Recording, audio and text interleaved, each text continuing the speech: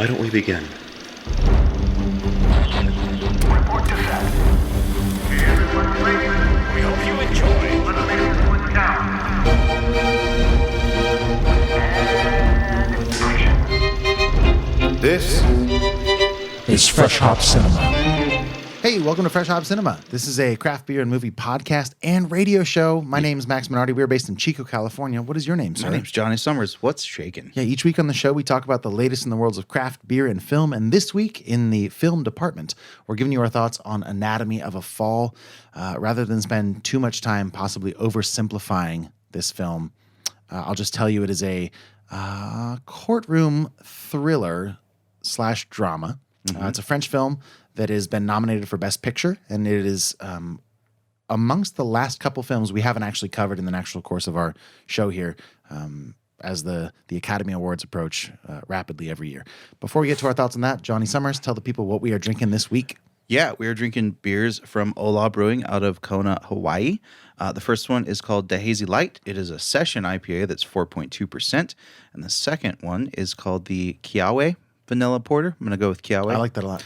It is obviously a porter and at 6.8%. And these were purchased by me at Ola Brewing in their Hilo tap room. Nice. If you're listening on KZFR, 90.1 FM, that is, we hope you're having a terrific Saturday afternoon. As a heads up, on the radio version of our show today, you'll be hearing the majority of our episode, which will eventually include spoilers for Anatomy of a Fall. If you haven't seen it yet, be it in France or in theaters or video on demand like we saw it, you don't want it spoiled, I would encourage you to come back and finish up our conversation in podcast form after seeing the movie. That version of the show includes the always unpredictable Hot and Bothered segment, which is exclusive to our podcast listeners. It's how we end the show each week by catching up with each other, discussing our latest tropical vacations, or the latest movies we've seen off the air. It's really anybody's guess. That's right. To find the episode in its entirety, go search for Fresh Hop Cinema on Spotify, SoundCloud, Stitcher, Apple Podcasts, any other major podcast platform. We release new episodes every Friday since 2016, which means if you're hearing this on a Saturday, it's available to all of you listening on KZFR right now. If you like the show, please go take 5 seconds, leave us a 5-star rating on the Apple Podcast, and definitely let us know that you did that. Text us to brag or with feedback about the show or our outfits or, whatever. I should have put on my shirt that you brought back for me. You should have. That would have been great. That would have been great outfit feedback. Man, we could do one of those TikTok things where you're just like holding up the shirt and then just a snap change? Yeah. Sure. Sorry to cut you. We're not going to. No, we're not. That's fine. Anyways, text us, 530-433-0839. Text Max at 530-433-0839 and scold him for not wearing the Ola Brewing shirt I brought back for him. To hang out with us on social media, just search Fresh Hop Cinema on Instagram, Facebook, Letterboxd, or Untapped, or just head over to our website, freshhopcinema.com. Okay, we do have one other website we love here on this show, which is Patreon. And if you don't know kind of what Patreon is at all, here's sort of the general elevator pitch. It's a way for creative types like Jonny and myself to buy beers. To buy beers, yeah, sure. To make our show, which does have a few expenses, namely flying him to Hawaii to get beers in person. It involves movie tickets. It involves cameras so you can see us when we do this. It involves microphones so you can hear us. And it's a platform that allows people to support those creative types in exchange, not only for enjoying the sweet, buttery products we put out every week, but also we do extra. We go the extra mile. We have special events that are exclusive to our patrons. We give shout-outs where shout-outs are due. Like, for example, at the end of this video, if you're watching this show rather than listening, everybody on Patreon's name will be listed in the credits as essentially a sponsor for this show. They're executive producers. Right. We really ought to add like movie credit titles. We should. And I'll make a new one for everybody can be like costume design. Nick Land, best boy. Oh, good shout out. The point is, there's lots of stuff that are perks that come with Patreon. And as far as Patreon stuff goes, I do have one note. If you haven't seen in your feed yet, we have a bar hang. We have those once a month, and it's February 9th. That's a Friday this month, by the way. That's crazy. Which is pretty rare. So hopefully, maybe that means more people showing up. We both have a free Friday. Yeah. Let's go. All the details for that will either be, or rather are in both your Patreon feed and our Facebook Patreon group. So check that, RSVP. We'd love to see you there. I'm not going to say where or when, time-wise, but it's happening. And if you're in Patreon, you know. To join, if you want to be part of this very cool club, patreon.com/freshhopcinema will get you there. Am I missing anything by the way of Patreon? I don't think so. Then let's get into this. Let's do it. You've just now come back from not an international trip technically, but you did leave the continental United States and you've gone to Hawaii, the big island, if I recall. Yeah. And not only have you brought yourself back, which I tremendously enjoy, but you've also brought back libations. I did. So remind me the brewery. Ola. Tell me more. Ola Brewing out of Kona. I've actually never been to their Kona tap room. I fell in love with them the first time we went to Hilo.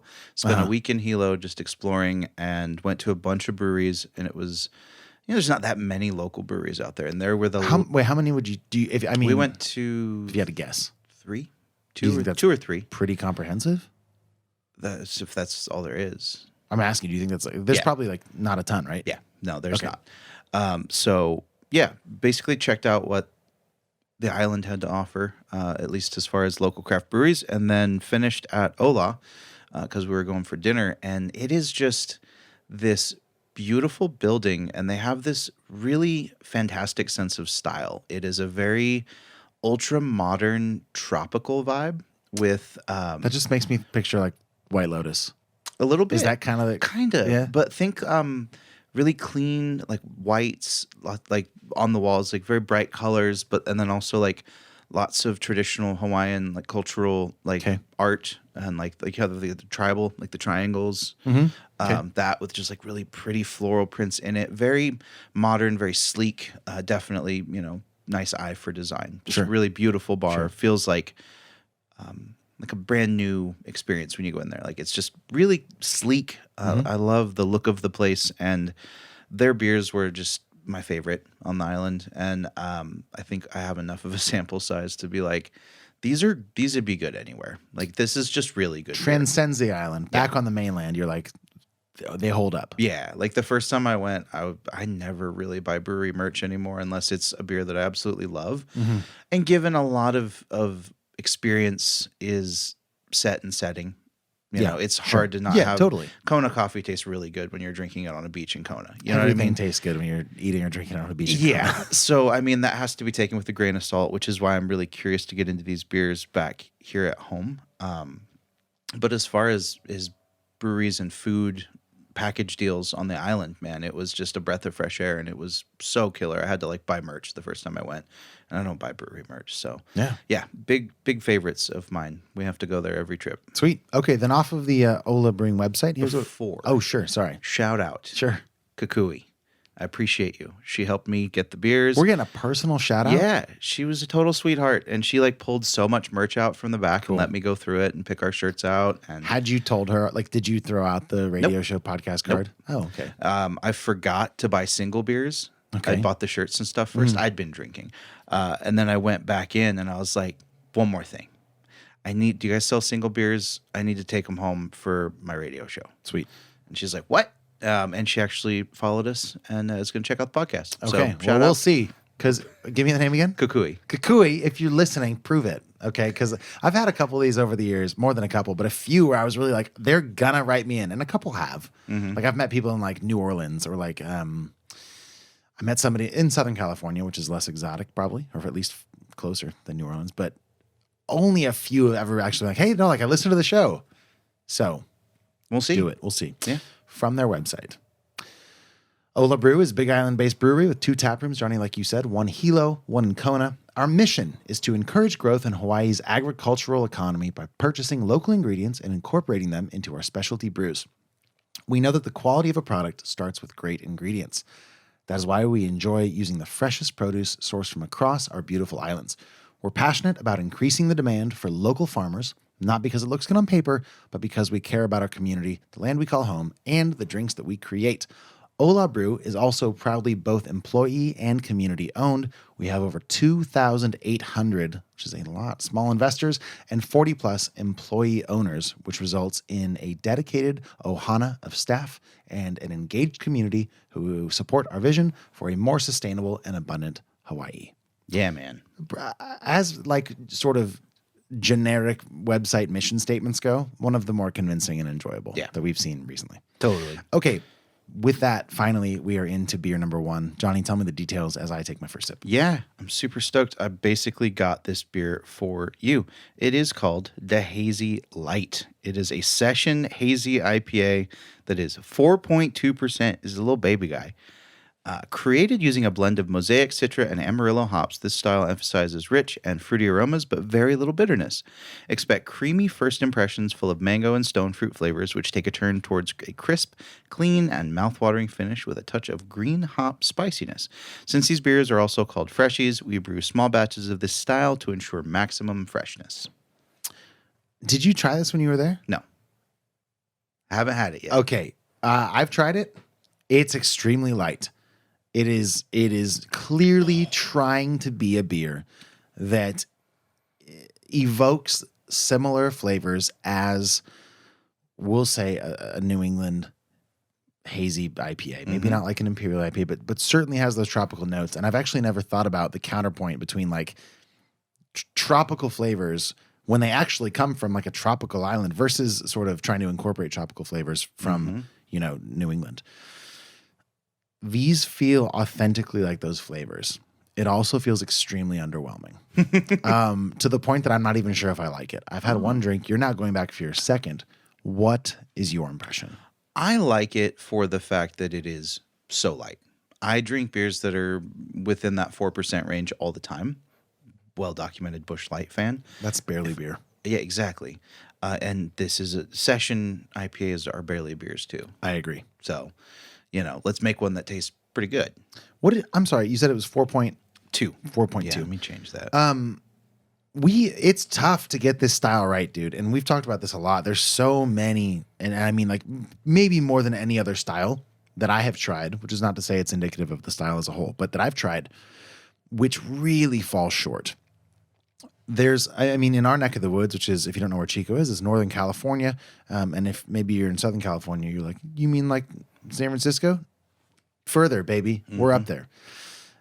Like we get like, you think people within several hundred miles will know like Founders All Day IPA?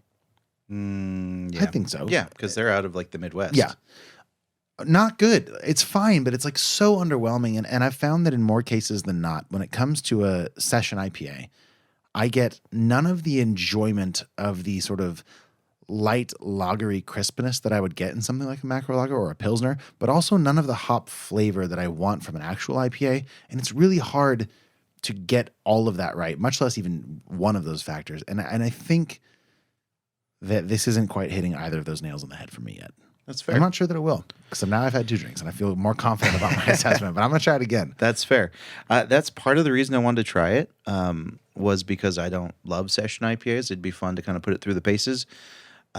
Maybe I should have brought back some of their ones that I know are fantastic, but I wanted to be fair and do some beers on the show that I haven't tried before. Smart. Yeah. So just to main objectivity, I like how light it is. It really does feel like a light beer. I think it does. To me, that's the number one redeeming quality for me. Can I pry a little bit? When you say feels like a light beer, are you specifically talking about how it feels, or are you incorporating taste? Because it doesn't, or like mouthfeel. Like, what do you mean it feels? Definitely like mouthfeel and just the drinking experience overall. It feels like a 4% beer. It feels very quaffable. You can just put this down. I think it feels like a light beer. I don't think it feels like a 4% beer. I think it feels like a 7% beer that's had half of it filled with water. In a good way. Maybe. I don't know. It's no, it's underwhelming for me. And I can appreciate that's okay. You don't have to. I don't need that at all. Yep. Give you some more. It's just underwhelming for me. There's notes there that I think if this had been cranked up to be a full IPA, a full grown IPA, it'd be good.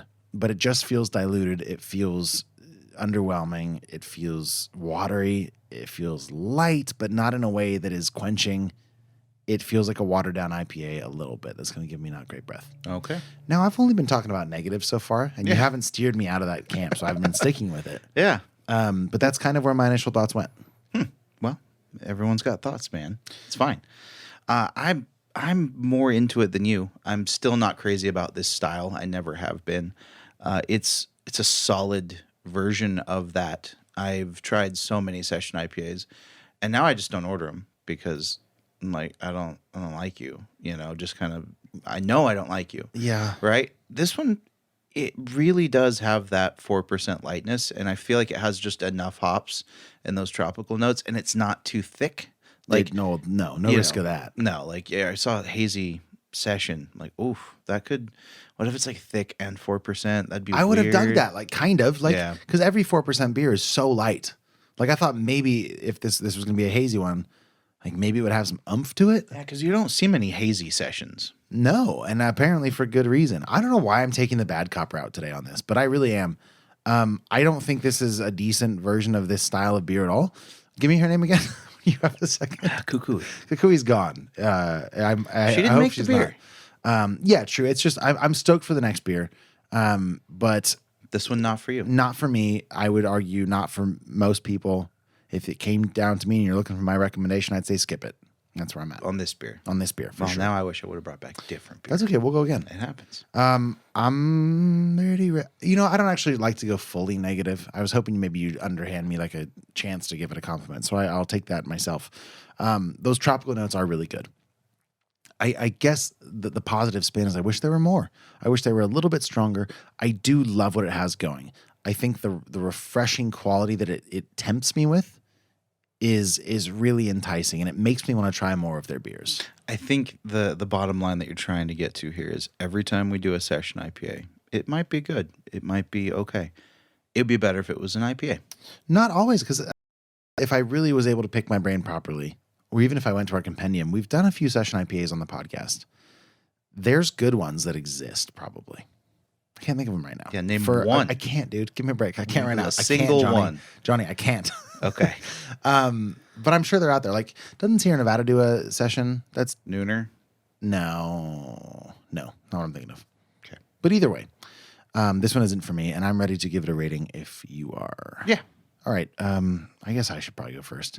It's like a 2. Wow. Yeah, I don't like it. Jesus. I don't like it much at all. But again, very excited for the next one. But no, it's a 2 out of 10 So for me. aggressive. Skip it for sure. What Fair about you? enough. You know, I based on just style alone and like the session IPAs I've had, it's better than a lot of them. You're going categorical today? I usually go categorical. I guess that's true. Some days you go like categorical, or just for you personally, or just objectively, despite categories. It's personally in my categories. All right. Yeah. It's a very complicated man. All right. Categorically. personally. Categorically, and also personally, and also metaphorically. Sure. No. All the things. It feels like a 6.5. Like it's above average. It's Yeah. not outstanding in its field. I mean, it's one of the better session IPAs I have had, but like I feel like there might be like an 8 out there somewhere. I just haven't found it. There's a 10 out there for you. There's got to be. Because there has to be at least the best version of the style. You know, it's crazy. I think like a 10 in this style is just like a non-alcoholic beer. What do you mean? Like just go the other extreme. Like, yeah, you're a session, but like I've had non-alcoholic beers that are better than Yeah. a lot of sessions. Well, I've had imperial stouts that are better than. They're different things. But I'm just saying, like, if you're going less alcohol, like I've had, let's just go take all the alcohol. Okay, out, sure. and But it's then a like better so beer. then okay, but then you know like Radlers or like Framboise, which are also Stiegel Radler? table beers. So good. But you're not gonna be like, yo, just give me a thumb with no alcohol. It's like, no, I'll take that Stiegel Radler because it's really good. Stiegel Radler's so good. So good. Yeah. Or that brewery we did with Thor on it. There was like the berry. Oh yeah. It was a couple of years ago. But Yeah, I don't remember. All Those right. were good. Yeah, they were really good. You feel like closing the book on this? Yeah. Did you enter those scores? I think so. Once again, you're listening to Fresh Hop Cinema. If you've tried really anything from Ola Brewing and you couldn't agree or disagree more with our evaluations, get in touch. Please let us know. You can leave us a voicemail, or like Johnny said earlier, send a text to 530-433-0839. We do love feedback, so text Johnny. His number is 530-433-0839. And hey, if you like the show, help us out. Please leave us a 5-star rating on Apple Podcasts. Y'all, it takes only a couple seconds. It's one of the most effective ways to help us get our show in front of new potential listeners. Incoming would usually be a trailer for Anatomy of a Fall, but since the film is largely in French, excuse me, Oh, bless you. I'm going to keep it. oui. This film is largely in French, and our listeners listen largely not in French, so no trailer today. In any case, if you haven't seen the film yet, fear not. There are no spoilers in our next segment, so don't go anywhere. If you're just joining us, you're listening to Fresh Hop Cinema, a show about the worlds of craft beer and film. If you're listening on the radio waves of KZFR 90.1 FM, you're sadly going to be missing out on some gold that's available exclusively to our podcast listeners. So if you'd like to hear the whole episode, you can subscribe to Fresh Hop Cinema on Apple Podcasts or wherever quality podcasts are found. It is currently available for your streaming pleasure. So at the end of this, if you're just dying to know what all that hot and bothered fuss we're always talking about is, please go have a listen. A German-born writer lives with her husband and son in a house in the French Alps. One day, the man lies dead in the snow, apparently having fallen out of a window. Was it an accident, suicide, or even murder? More and more inconsistencies appear, so that the writer comes under increasing suspicion and even feels compelled to call a lawyer whom she knows from before to provide legal advice. Soon, there will actually be a court hearing in nearby Grenoble where hopefully all the uncertainties can be cleared up. That was a synopsis for this film from an IMDb user who goes by Zeta Zoganow, which I also enjoyed the name. So I figured I'd steal it because it was, I think, a little bit more descriptive than sort of the generic whatever was on Letterboxd or whatever, which was like, there was a murder in the snow and the son has to, whatever. Yeah. It felt oversimplified. This is a French film written by Justine Trient. It was directed by Justine Trient, written by Trient and Arthur Harari. It stars Sandra Hüller as the mother here, Sandra Voiter.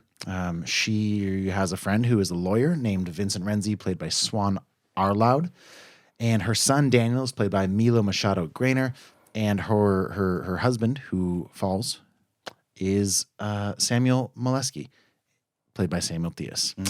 It released in France at Cannes in May of 23, and then theatrically in France that summer, I want to say in June, if I'm not mistaken. And then it was picked up by Neon for North America distribution and had a theatrical run in October and is currently available for rental on places like Vudu, Amazon Prime, I think, largely sort of video on demand platforms. It's 2.5 hours long, more or less. And we've now both seen it. Yeah. Johnny, what'd you think? You went in completely blind. Yeah. What'd you think? That was a fun experience. I have a list, been checking off the Best Picture nominations, and knew nothing about this. Saw it was on Vudu. Didn't even read a description. Didn't see a trailer. Went in the most blind I've ever been to a movie. Yeah. And just said... Is that a reference to the son? Who, by the way, has a visual impairment that I think I probably should have set up. It wasn't, but... Could have been. Could have been. Should have been. You know how many times somebody in this movie says that kid, do you see Don't you something? see? And then he's just like, Nah, bro. he doesn't address it, but I felt like that was, come on, It's you because guys. he was just dying inside Yeah. a little bit more. So yeah, went in completely blind and didn't even know what it was about, and went on just a total journey with this movie. It was a really fun experience going in like that.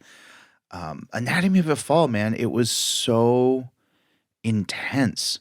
That's the one word I would use to describe this movie. Is it's like visceral. It had a lot of scenes and dialogue that were just kind of gut wrenching in their rawness, and there was a lot of vulnerability, and there was also all these elements of it was almost like a whodunit. It is like a whodunit. It's the whole time, but kinda. but like not an Agatha Christie, like Murder on the Orient it's more Express of a did kind of way. she, It's didn't not as she? fun. Yeah. So will they, won't they? Is it a fun movie, do you think? Like, did you have fun watching it? No. Because you said it was a fun experience, but I know you meant going in blind. But no, the ignorance of the plot was fun, but no, it was not necessarily fun. It was compelling to watch, like a lot of well-written courtroom dramas are. I was completely enamored by the plot. I had some issues with the first act. It got a little sleepy for me.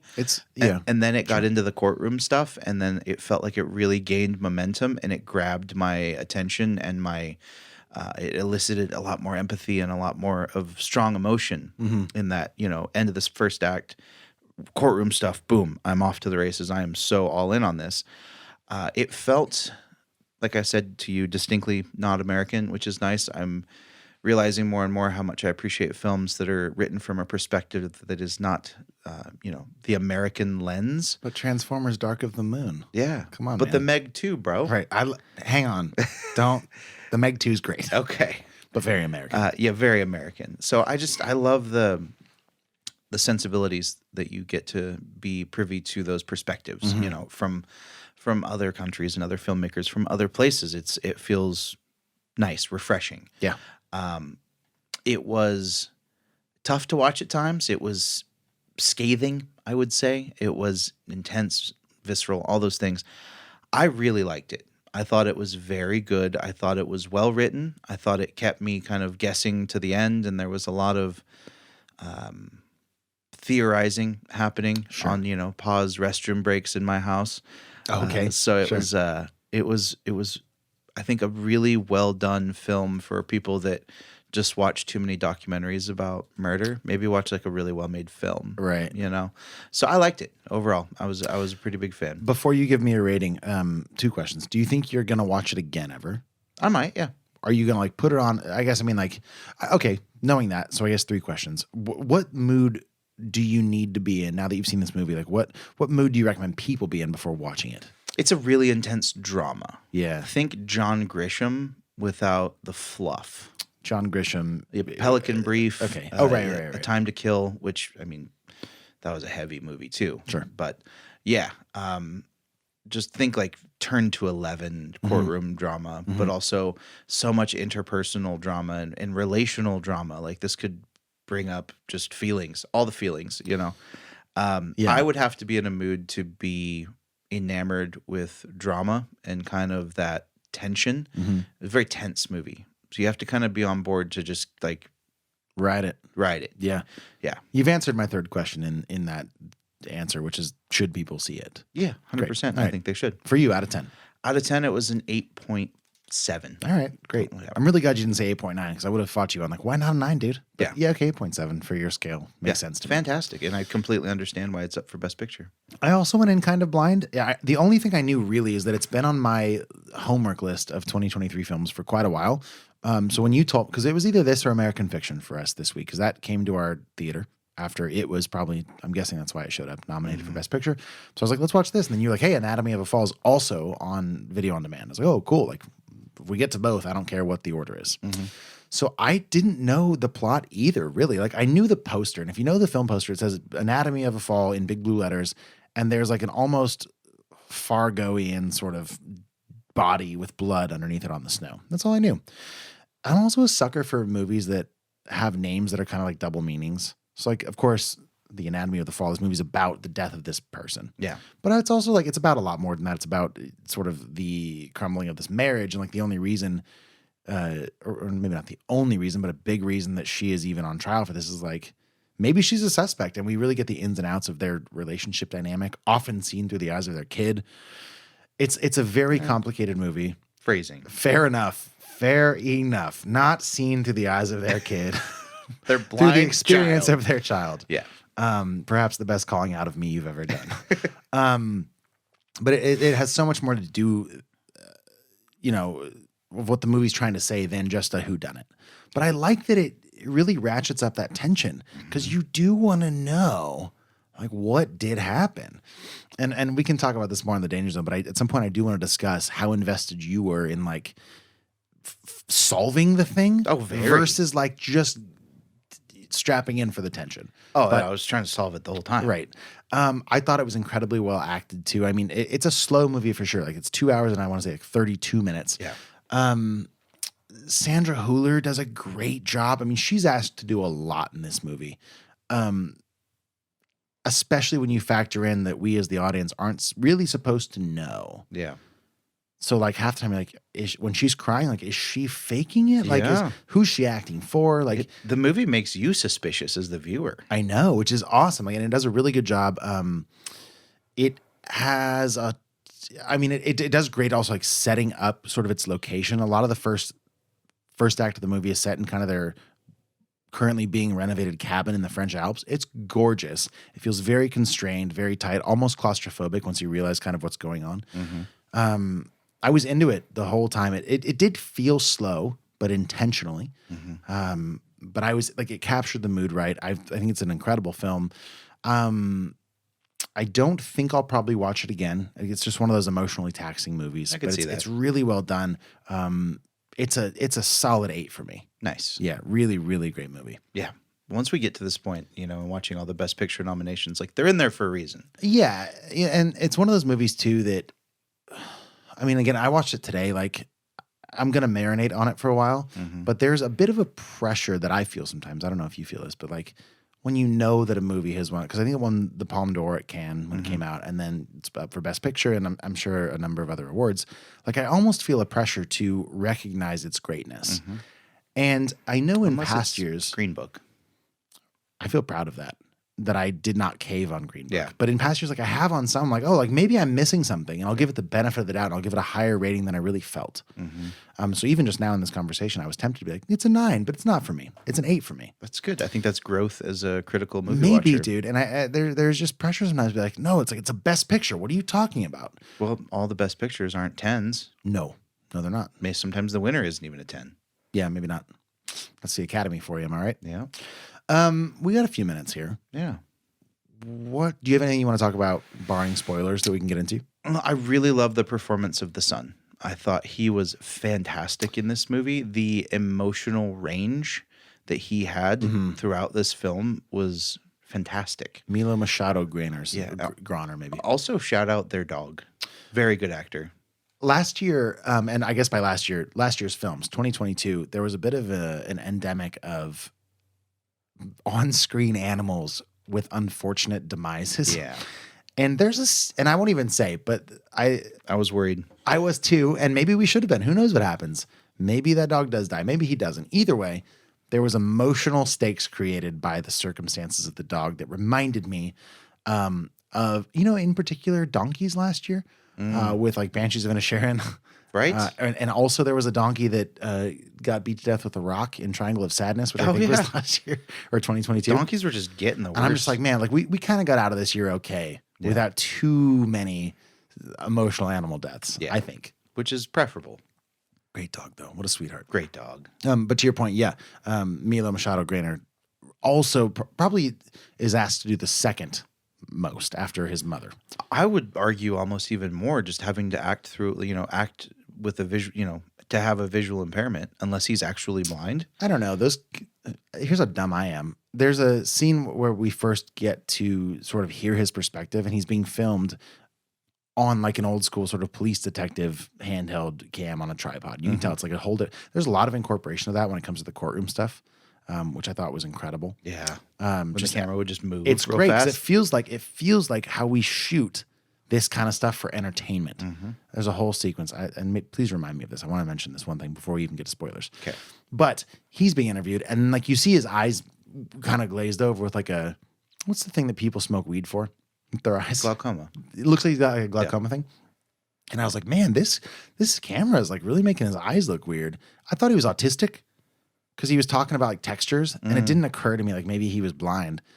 And even when I saw his eyes, I was like, really weird how this lens is making his eyes look Like milky. And about 2 minutes later, I'm like, you idiot. Like he's got a visual impairment. That's what's going on. But yeah, to your point, I don't know if it's the practical effects, if it's his contacts, or if maybe the kid does. I don't know, but great either way. Yeah. No, it was fantastic. Yeah. I love the humanity of this film. It felt very raw, especially with all of the interpersonal stuff that kind of got vomited all over a courtroom. Yeah. That made me so uncomfortable. Yeah. And I was like, and it has to, because it's like, it's a testament to your quote unquote character. Yes. And talk about some wild differences between the French judicial system and ours. How lovely was that to watch that discord? Whoa. Just like people taking turns speaking. Yeah. Like, oh, okay. And at one point, the judge is like, if you don't calm down, I'm going to be upset. Yeah. And then everything's fine. This sort of ties into what I was going to say, which is at one point, the judge is coming out of the chambers, is going to start the proceedings. I love this scene, It's dude. so good.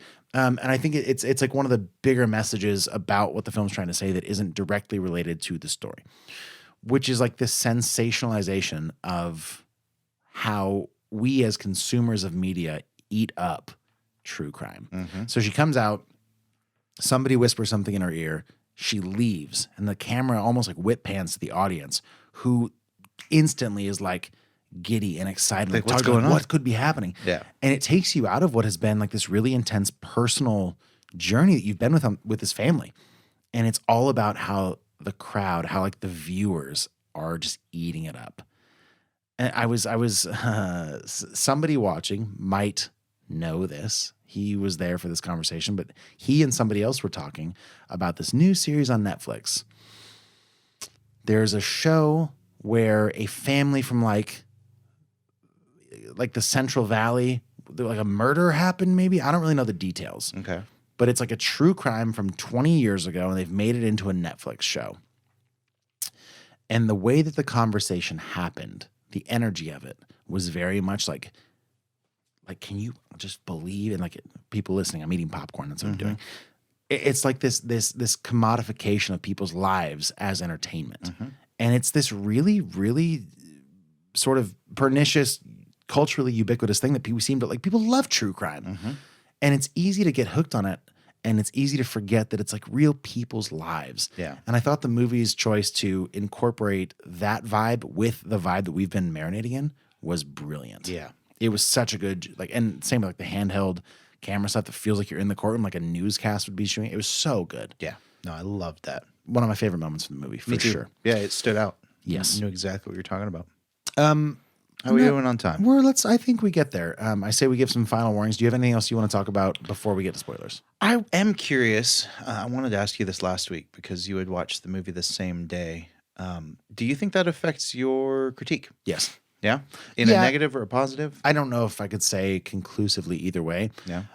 There's something to be said for one's initial gut instinctive reaction to a piece of art. Sure. So I think in a lot of senses, I think the fact that you've had a chance to sleep on it and I've seen it right away and see like where we sort of come together, where our differences lie, I think that's great.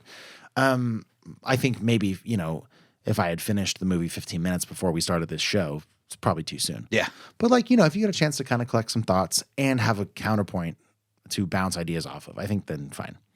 In an ideal world, I'd be able to marinate overnight, probably. I've said marinate now 4 times on today's episode. Maybe I'm hungry for ideas. And also chicken. Right. You got anything else? No, I was just curious about that. All right. Well, once again, you've been listening to Fresh Hop Cinema, again, possibly on KZFR 90.1 FM. If you have thoughts on anything we've discussed on the show today so far, please do get in touch. You can call or text us. Our number is 530-433-0839, or just send us a good old-fashioned email to fhccast@gmail.com. When we come back, we'll be discussing Anatomy of a Fall with spoilers. So if you haven't seen it yet, consider this your second to last warning. Don't touch that dial. We'll be right back with the Danger Zone. Danger zone. Danger zone. Danger zone. Danger zone. Danger zone. Danger zone. Okay, welcome to the Danger Zone. Dude. If you don't know what that is, on our show, that's where we spoil our movie of the week. Anatomy of a Fall. You can rent it if you want. Do that. If not, here come spoilers. Yeah. And also, I was gonna say before we took the break, I don't know, I don't really care to do the plot thing. Yeah. But it does seem like a movie where people who haven't seen it might be expecting us to resolve the mystery. Yeah. And I almost don't want to do it because of that. Yeah. Like, I think it's fair to say that, you know, the main impetus for the whole case is that her husband fell out of a window. or did he? In upside down commas. Yeah. I heard Tom Hardy call it once in an interview, so I think we leave that to him. Yeah, it's he can pull it off. It sounds dumb. Like, if I said that upside down, I mean, it is what it is. But it's stupid. I tried it on; it didn't fit. I'm glad we could solve that here. Yeah. Anyways, that's the whole situation, right? And to set the scene, it's her son, a dog, and him that live there. So there's only so many suspects. Yeah. I will say at no point did I ever think maybe it was the dog. No. I did think maybe it was the kid. There were A moments. few times. Yeah. Namely when he tried to poison the dog. Yeah. And did he? He didn't try to he did try to poison the dog, but he was trying to solve his own mystery. Yeah. He was going full Scooby-Doo on But Scooby-Doo. I turned on that kid instantly. I was like, you little maniac. I had a hunch. yep. You dirty old kid. Yeah. Turns out the dog was fine, which made me very happy. Yeah, me too. Scoob. Snoop. Thanks. Scoop. Scoob. You said Scooby-Doo, so I was like, Yeah. oh, Scoob? No, I liked the whole idea of you're trying to figure it out. You know, did she do it? Did she not do it? Was it a suicide? Was it an accident? Yeah. And you know, the whole thing is so nebulous because it's all conjecture. It is. It's all opinion. It's perception, too. Perception. There's a little bit of forensic stuff that happens at the beginning. Yeah. But it felt like the majority of the whole trial was just the lawyers trying to defame the character Totally, dude. of her. And it's Yeah. you're getting, and they brought his therapist out. And I was wondering about that. The I don't therapist is think- like, he says you're the worst. I don't think you can subpoena, doctor-patient confidentiality Right? stuff from therapy, unless there's imminent danger of a murder happening, which didn't seem to be the case. Is that only in America? I don't know if that's global policy, I don't man. know either, but historically, America hasn't been on the forefront of ethics. So I doubt if we're doing it. I bet you other countries are like, no way. Like, I feel like it's more like they've been doing it for 60 years and we were finally like, oh, yeah, maybe we shouldn't. That makes sense. Yeah. I don't know. That was odd, though. There was a lot of opinions getting tossed around. Yeah. And, trying to frame the mom in a Yes. certain light, and then the other lawyer trying to just defend her in a different light. Which also, and I think it got more that way as the trial went on, which is more, I will read it as commentary on like how the pop culture sort of sensibilities of consuming true crime, like is influencing how we see this sort of thing. Oh, you watch a well-crafted documentary, it'll make you think the complete opposite of the truth. One of my favorite examples of this, not of changing the truth necessarily, but of like in real time consuming this sort of thing is made very apparent in season 1 of The Newsroom. This is probably a 2008 thing that actually happened. And there was this famous case of this woman named Casey Anthony, who was on trial for the death of her young daughter.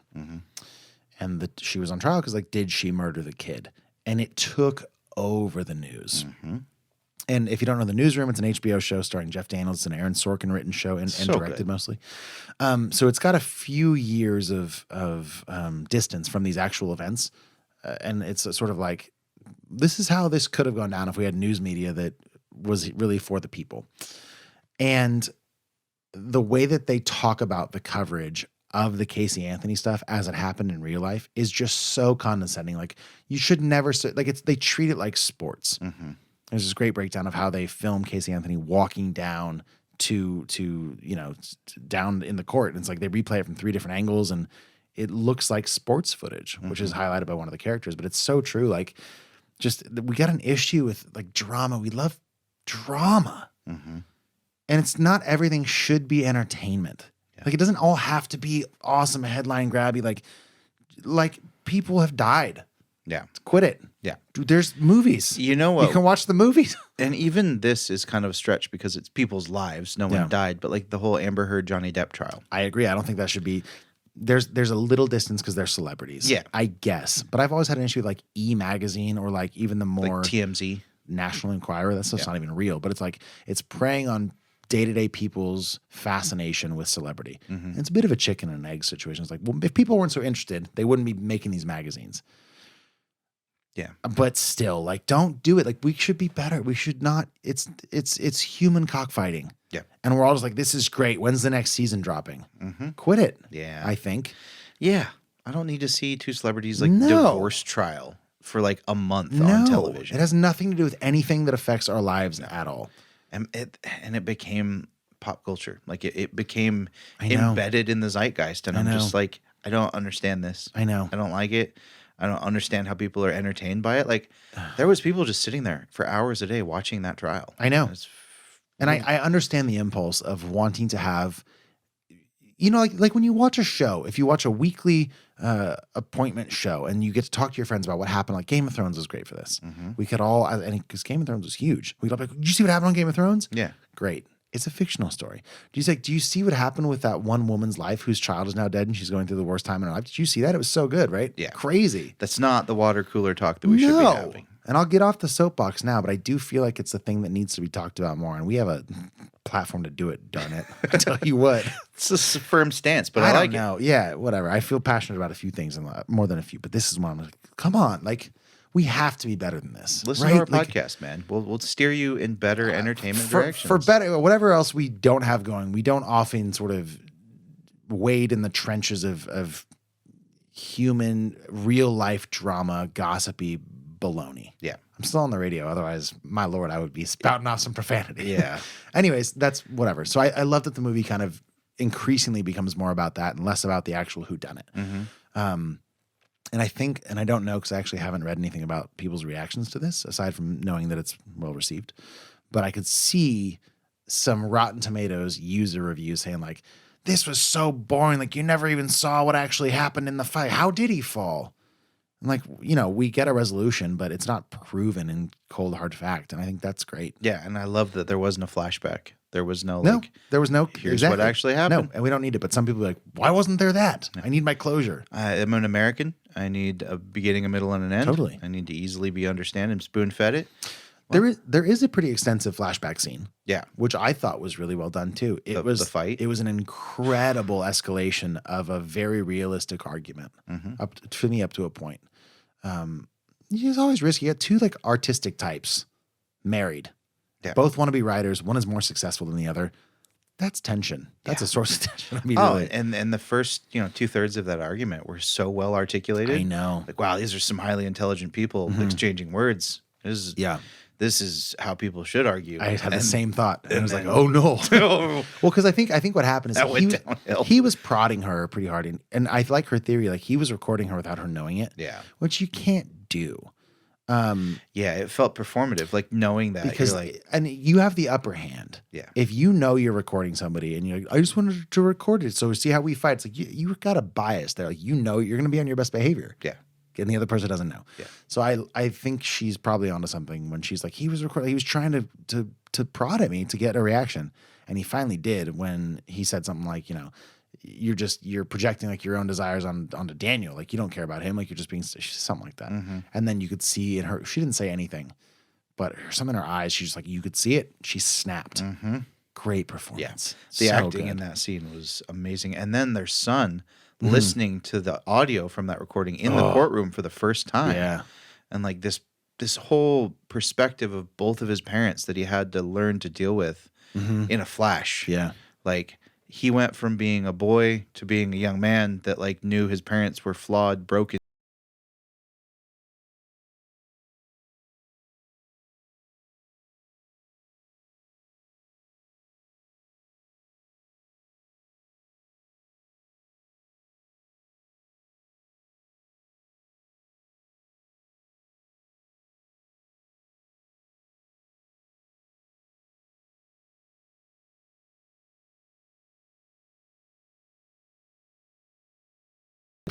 Yeah. Yeah. I mean, what a ride. Great movie. That's exactly For the right reasons, I think. what a ride, Yeah. man. And going in blind to that, like not really know what you're saying. Phrasing. Again, Come on, man. we got to get out of here. Yeah. I am ready for beer number 2 if you are. Yeah, great movie though. Okay. I think you should watch it. I think so too. Again, if you want to watch Anatomy of a Fall, it's on Vudu. It's on Vudu for sure. Apple TV Probably Plus. on Apple TV It's Plus. on all the places. Prime, limited ad. Just ask $2.99 Google, version. ask the robot in your house. Yeah. Tell her to play it on your TV. Though I will also say, if you're not living in Chico, if you're in a slightly larger city, I bet you it's probably come to your theater too. Probably. And see it in the theater. The sound design is really great. There's beautiful piano music that happens. That I was fortunate enough to have the house to myself this morning, and I put it on the sound bar like full volume. It's very encompassing Nice. sonically. So I'd see it in the theater if you can. Word up. All right, we'll be back with beer number 2 right after this very fun sound. And we're back with beer number 2. It's on the table. A chance for Ola Brewing to redeem itself for me, but I suppose prove itself to Jonny on the show today. Yeah. Because you cared enough to bring them back. Yeah. And I think if there is a style that might win me over, it might be this. Jonny, I will tell, since you are actually pouring, this is a porter. Like you said, it's the Kiawe Vanilla Porter, and they say this on their website. All the perceived sweetness actually comes, I haven't perceived any sweetness yet. Presumably I will. And all of that perceived sweetness actually comes from the ground Kiawe pods, providing an array of nutty, caramel, chocolate, and even smoky impressions underlined and emphasized by rich vanilla beans. The mouthfeel is creamy at first, building into a more roasted character, and just a slight savory bitterness from all its components. I said the word Kiawe twice. I don't know what a Kiawe is. I don't know what a Kiawe pod is. So I guess we're just going to go into this blind because I don't really know what else I can do. So I guess let's just drink it. I'm just going to try this porter. Kiawe, the tree of life. Oh, great. This is from BigIslandNow.com. I will read you a little bit something. But first of all, it's a tree. And the tree has pods. Okay. Pods of the Kiawe tree can be used as livestock fodder, turned into molasses, brewed into a tea, or even used to make beer. Sure. It's a nutritious staple food that is naturally sweet, gluten-free, and diabetic-friendly. Ground into flour, the pods provide an excellent alternative to traditional flour. Weird. Crazy.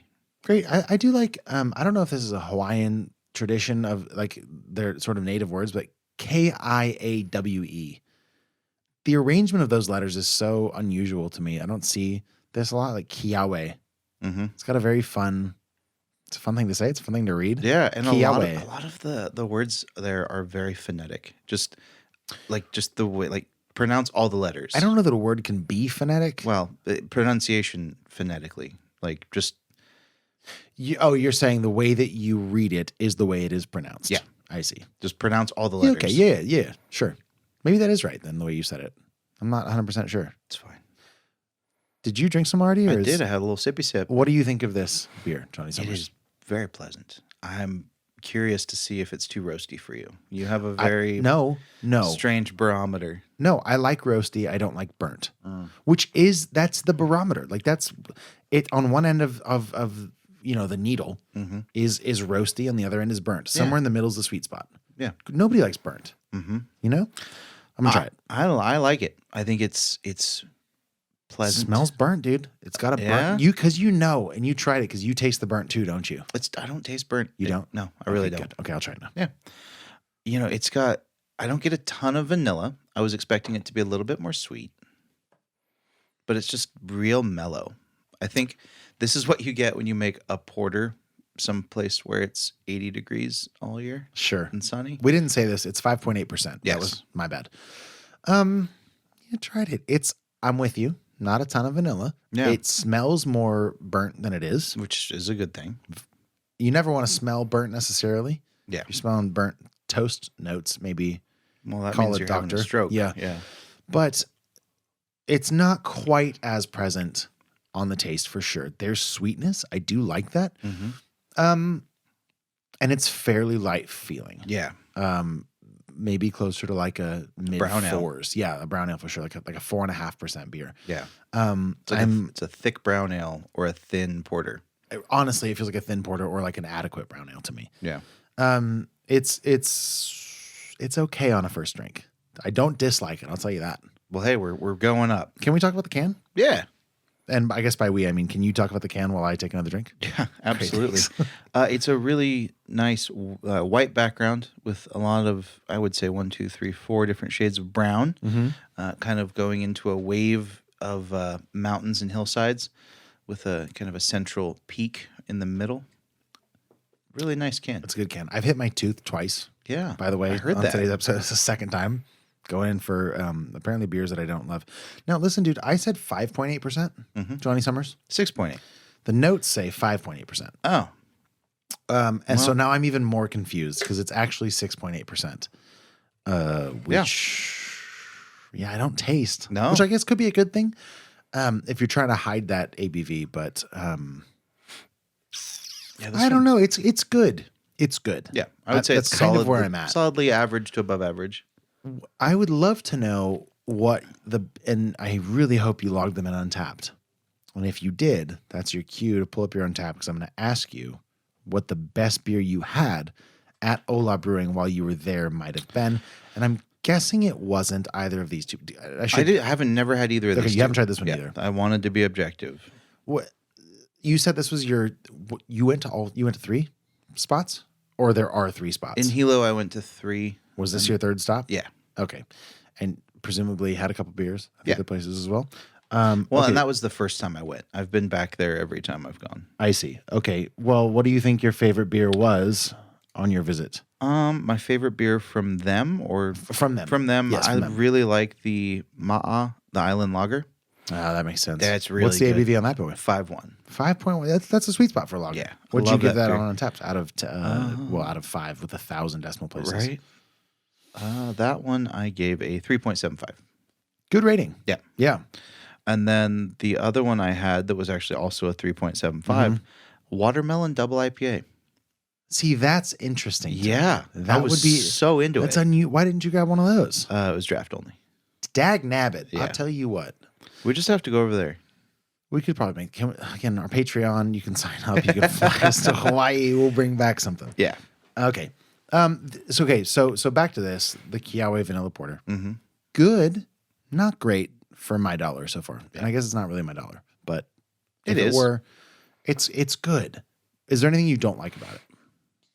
Excuse me. I just wish there was a little bit more girth to it. You know, it's just it's a little thin. It's just a little underwhelming in the palate for a porter. Like it is a little bit more like a brown ale. It is. That's I don't know if that's And the roastiness is not changing that, because there is that which isn't always present in a brown ale. Yeah. Well, I do like it the warmer it gets. I do too. It's It's definitely a little sweeter. yeah. Which I think in this case translates to a little bit rounder, a little bit more robust, a little more voluptuous, if I may.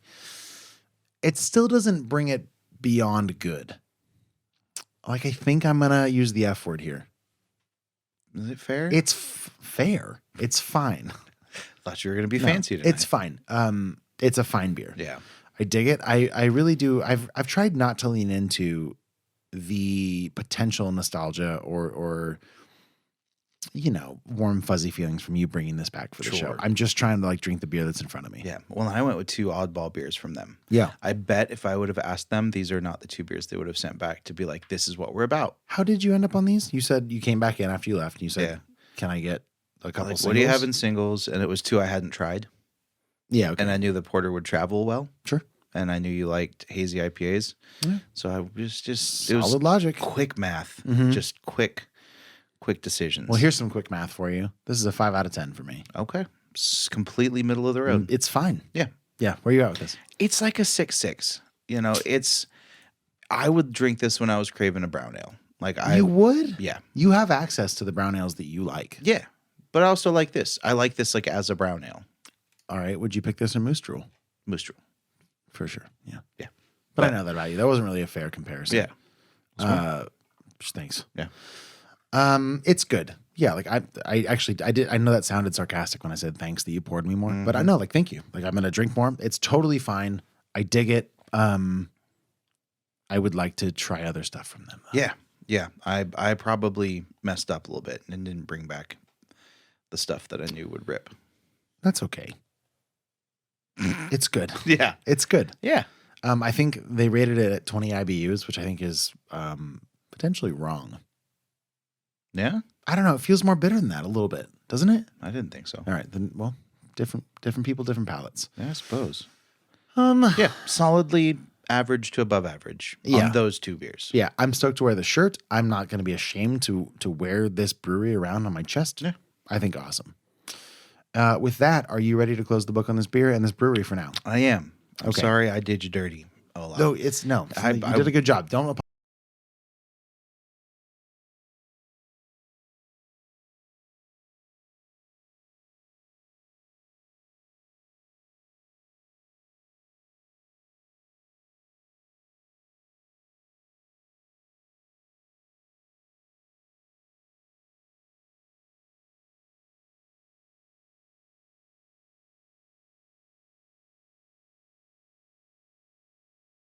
Fashion email to fhccast@gmail.com. Next week, we will be covering another Best Picture nominee from this year's Academy Awards, and it's called American Fiction.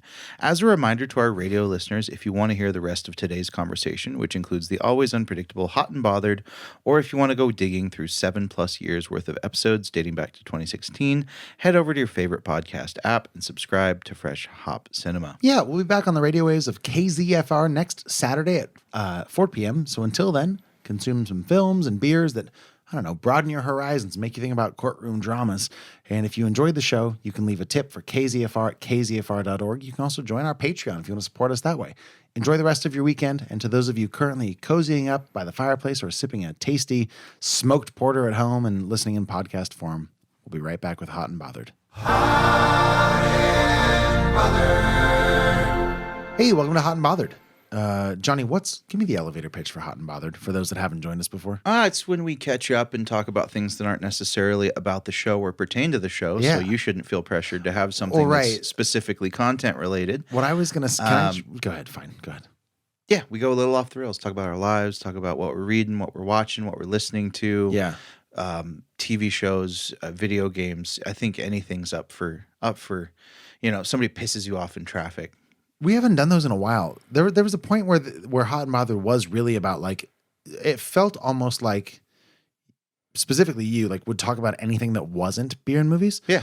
And for a while, you and I went back and forth. I'm like, you wanted to put it at the front of the show. And I was like, nobody that's knows crazy. us. I know it's crazy. That's what I told you. But you were like, no, like, because you said this, you would say, Hot and Bothered feels like a footnote. Because it's always at the end, and like, nobody, Yeah. and you're like, let's put it at the front. We can talk about it as long as we want, me getting cut off in traffic. And I would be like, no one's going to stick around for anything longer than that. So now it's at the end of the show. And yeah, like we talk about, like I generally try to keep it about like maybe movies that I haven't talked about on the show, but I haven't watched any movies. That's Flick Picks, bro. We Yeah, have a that segment I for made that segment, yeah. You did. But I don't have beers, or actually that's not true. I have a few beers that you were kind enough to post on our Instagram, which by the way, slapped. Yeah. Those German beers that maybe I'll talk about those. German beers, pretty hard, Yo, dude. it was so good. And can I go first? Yeah. Okay.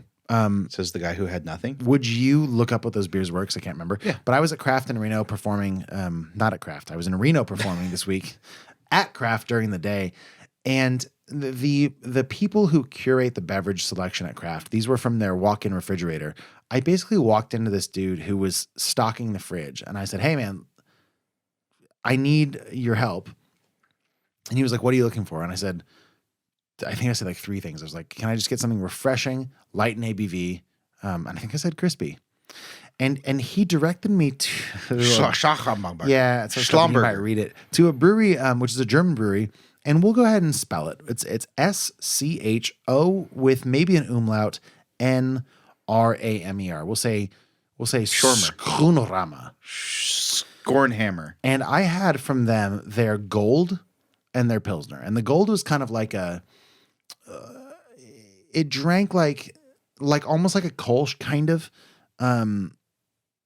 like very, very light. It was like maybe 4.5%. Nice. And they had it in these, it was like 19.2 Imperial sort of pint. Yeah. Or is it 16 something? What's like a Pliny the Elder bottle? Like 16.9. Okay, 69 is what I meant. It's like this. I don't know. Find our Instagram. It's on there.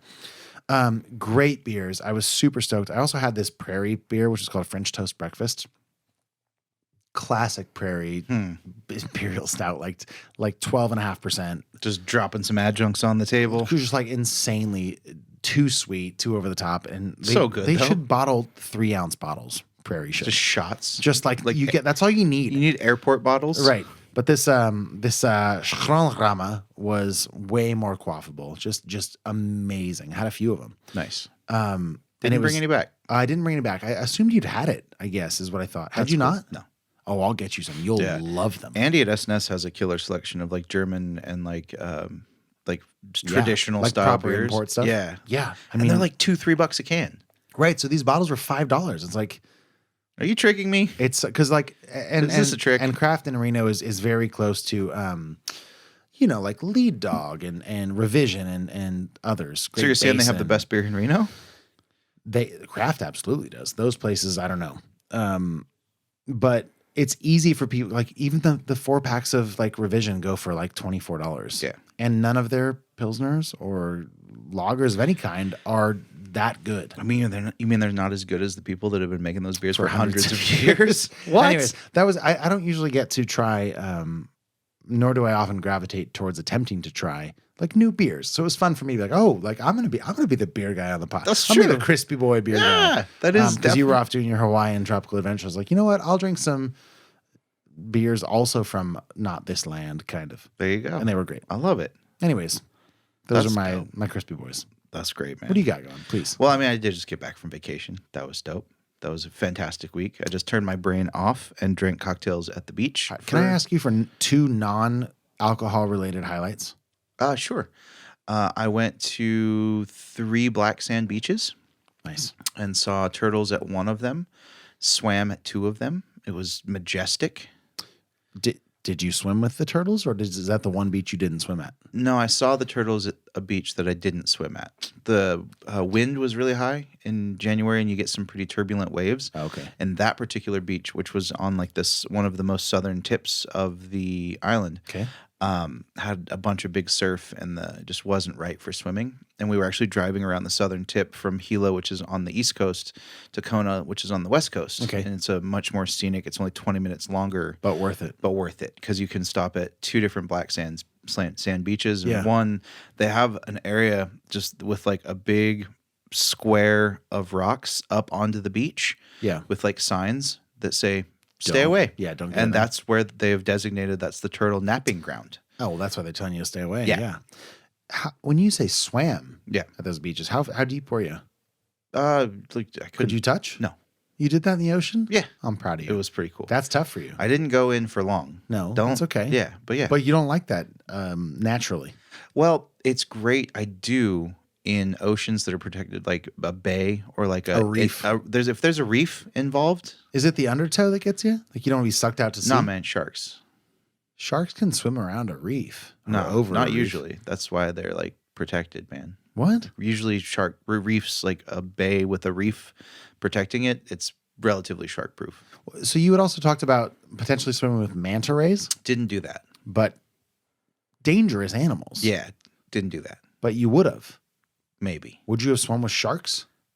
if they had one of those little No cages. no cage, No cage. no cage, no swim. But manta rays? Manta rays are chill. No, they're not. They're the nice ones. They're ocean carpets that sting you. They are chill. I don't know, dude. You get tourists paying $100 to go snorkel with them, and that's a sustainable industry there. You're playing the odds, and they're in your favor. That's all I'm saying. I guess I don't really know, but it seems scary to me. Even turtles kind of scare me. Yeah, I've been in the ocean in Hawaii, like me to you from a green sea turtle. Yeah. I was like, you could totally just bite my finger off if you wanted to. Like, Something about the romanticism of swimming with turtles actually is nice. But like I'll tell you, I've swam with turtles before. It's awesome. yeah, it's rad. But I've stood out in the creek in our back area and a fish has brushed my ankle and I've screamed. So I don't know what that is. Like it's the expectation of like, Right? Like if you're floating, you're all kind of on the same page. Like I see you, you see me. Yeah, we're all good. just chill. But Like, if a fish isn't like, I don't know. Ugh. yeah, the first time I saw a turtle in Hawaii, I was paddleboarding, and one just popped its head up like 2 feet from me, and like the water was so clear, I just Yeah. turned to my left, and there's a turtle. Yeah. Like that was rad. Yeah. So that was one non-alcohol related, Perfect. and then I'll give you 2 more. Please. The sunsets. We stayed for 3 nights with my friend and neighbor Alan. He's got a home in Kona, so we stayed with them, and they are Alan has a home in Kona? Yeah, Kona? Yeah, Corner across Yeah. corner Alan? yeah, With the beard Alan? yeah. Old man Alan? Old man Alan. Good for him, With the man. wizard beard. Yeah. Yeah, yeah. Yeah, so we went and stayed with him and his lady Jean. Big shout out to them for hosting us for a few nights. And they are maybe 30 yards from the beach. So Great. we sat up on their upper deck and just Yeah. watched the sunset every night we were there. They're like, it's tradition. They're like, Gorgeous. "Oh, it's almost 6 o'clock. Get upstairs." Tough life. And that was beautiful. I have some pictures I'll show you if you Okay. want, if you Please. care. Well, can I see one right now? Yeah. As you at the same time multitask and tell me about the third Yeah. thing? So that was a huge highlight. And then the second, or the third, I should say, was we went to. Okay, I'm going to give you 2 more. Let's go, man. I didn't mean to they're limit rolling. you. Tell me all We your were stuff. there, and there was the wolf moon, the biggest full moon. On We all know the biggest full moon. I don't know. No. You don't even know what it is? I don't either. No clue. The wolf But that's moon. what it looked like from there.